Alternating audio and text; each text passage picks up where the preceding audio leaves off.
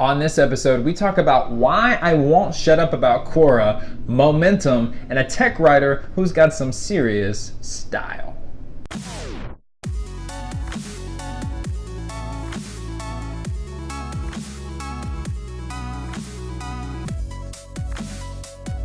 Hey everybody, and welcome to Finish Friday, the show that helps more creative people change more lives. I am your host, Todd B. from Tennessee, and I created this show because on a scale of 1 to not looking at yourself in the camera lens whenever you have a fresh haircut, creating things is hard, and finishing those things is often even harder. You guys, I'm going to get right into it today. I want to talk about some of the changes that have been happening at toddbryson.com. I told you guys a shift was coming, and I realized that I never really touched on those objects, right? So this all started because my wife one day, who's infinitely smarter than me about a lot of things, she comes up to me and says, "Todd, you're working 2 full-time jobs now, and you are making $0 on one of them."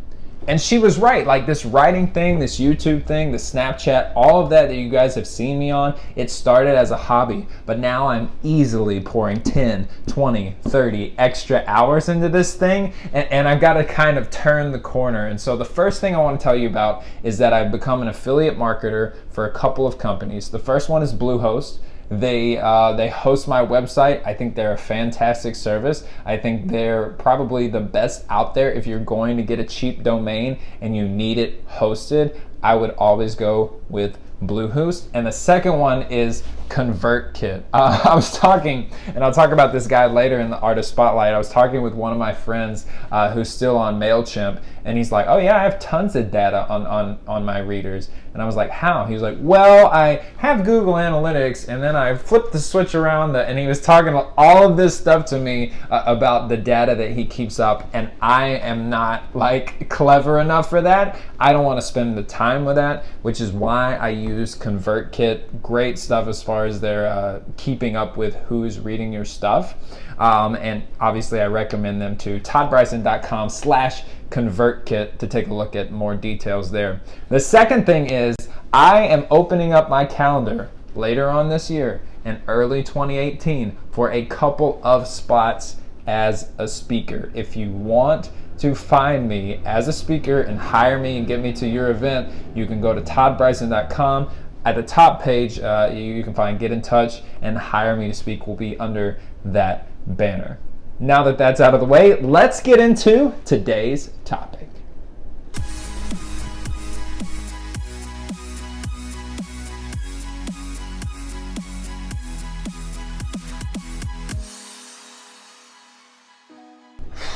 Stanley Cup Finals game, it got me stressing.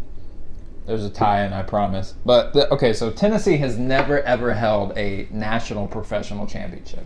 Never, ever. In anything. Nothing. And so now, the Nashville Predators hockey team is in the Stanley Cup Finals, and they're facing one of my best friend's teams, the Pittsburgh Penguins. And so it's tough for me because I want him to be happy, but I also want his team to lose miserably. And so that's like the internal struggle for me. But I'm like watching these games, and in both of them, the Predators have lost. And in both of them, there were instances where it was clear that like hockey kind of took the back shelf to momentum. And I want to touch on that because it's so funny what happens in sports when something starts going your way. Everything starts going your way. And honestly, you guys know I draw a lot of parallels from different things in my life, and I think with your art and with moving to like sell your art or make better art or whatever it is that you're trying to do right now, whatever stage of that you're in, you go through this kind of trial, and then momentum hits and all of these things start to go your way. And you guys know my story, right? I started out on Medium doing nothing. Momentum hit, and then I kind of changed the course of my career. It really did. And so I have this theory about the 6-month hump, right? Like in school, we reset everything after 6 months. And so a lot of us cannot get past 6 months worth of work without any gratification. And so we start this thing online, we start this YouTube show, we start whatever it is, and we don't even get to that critical 6-month hump. But I've noticed for the people that make the change and they get past that point of momentum, it really is kind of like a jet stream. Things start happening and opportunities start opening up and people start reaching out to you simply because you have been around. And so this week I want to encourage you, you have to embrace who you are and be true to it in your art long enough. I don't know how long it is, long enough. Maybe it's 6 months, maybe it's 6 years. Long enough to allow momentum to take over, because if you can have that much faith for that long, a lot of the universe will conspire to make things better for you.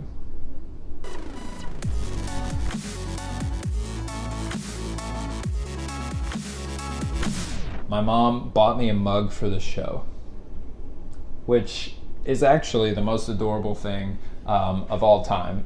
She walks in my house, I don't remember, it's game night or dinner or something, and she says, I know you like to have mugs on your show, so I picked this one up for you. And so of course I had to feature it. So Mom, if you're watching this, I love you. Thank you for the mug. It's amazing. This week's question of the week. You guys can ask a question anytime about social media, art, or simply persistence anytime in the comments below, or email todd@toddbryson.com. This question, I don't even have my book for it because it's coming to me from all channels, from everywhere. And the question is, what's the big deal about Quora? How can I use it correctly? Let me start from scratch with this one, because I know, like, if you go to Quora.com right now and you try to figure it out yourself, there's going to be a little bit of a learning curve, because it looks like a Yahoo Answers, like Wiki Answers kind of thing, but it has developed into its own subculture. So let me tell you the benefits first. Quora is connected with Inc. magazine, with Apple News, with the Huffington Post, with Time, and it distributes its answers from bloggers on there, from the people who answer questions on that site, and it will syndicate those answers to those massive platforms. If you look on my site, toddbryson.com right now, it says featured in CNBC, HuffPost, Inc., Time, and it's because I wrote on Quora. Okay, so I need you to understand, like, first of all, anyone who's plugged into that many good things, I want to be a part of. And second of all, it's a community that loves writers.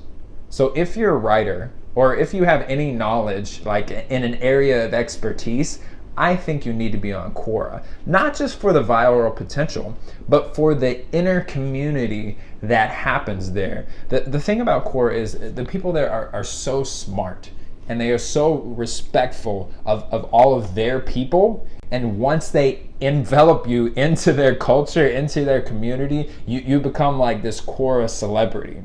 Let me remind you of a statistic that I read once, which is that 95% of the people who are online do not do anything. They just lurk.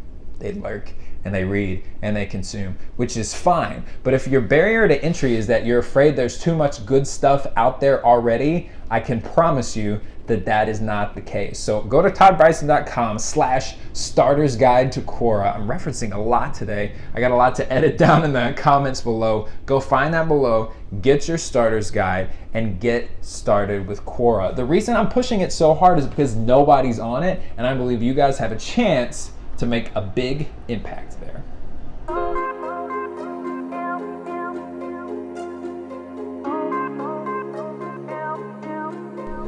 This week's Artist Spotlight falls directly on my new friend, Q Harrison Terry.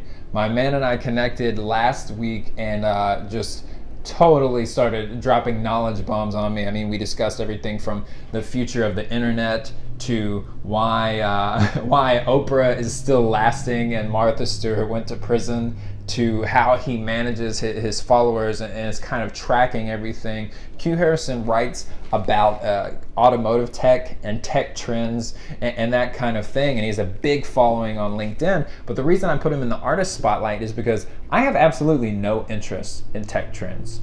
Honestly, like, I don't read it, I don't keep up with the news, I don't look for anything about it, but I read one of his posts after he reached out to me on, guess what, Quora, and he said, you know, his style of writing was unbelievable. And so big shout out to Q Harrison Terry this week. You guys check him out. Quicktheories.com, I believe, is the website. Either way, I'll link it up down below. Go and check him out. Episode 22 is a wrap. Ask the audience this week. I got a lot of green going on over here. So answer down below. What is your favorite color? I really like this color of green. I think that might be mine. If not, it's a solid. The color of this office is amazing too. Maybe I'm a green person. What's your favorite color? Answer down below. Thank you so much, as always, for tuning in. Don't forget to hit that thumbs up button. Again, I'm Todd B from Tennessee, and I will talk with you soon.